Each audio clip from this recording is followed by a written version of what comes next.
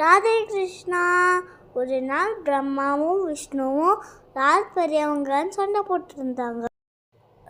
அப்போ சிவன் ஒரு பெரிய நெருப்பு ஏற்றினார். இந்த நெருப்பை எது முடிவும் அளவாகவும் கண்டுபிடிக்கிறாங்களோ அவங்க தான் வின்னரு. அப்போது விஷ்ணு பூமிக்கு அடியில் போய் கண்டுபிடிக்க போனார். பிரம்மா பேர்டாய் மேலே கண்டுபிடிக்க போனார். அவங்க 2 பேர்னாலும் கண்டே பிடிக்க முடியல. அவங்க தோட்டத்தை ஒட்டுக்கிட்டு சிவன்கிட்ட வந்தாங்க. இந்த உலகத்தில் யாரும் பெரியவங்கன்னு கிடையாது, எல்லாரும் ஈக்குவல்.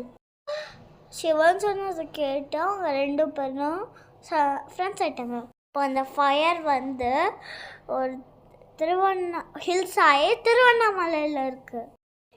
இது நடந்தது கார்த்திகை மந்த்து பௌர்ணமி அப்போ.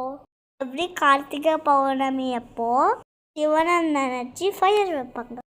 நம்ம வீட்டில் விளக்கு எடுத்து சிவனை கும்பிடுவோம்.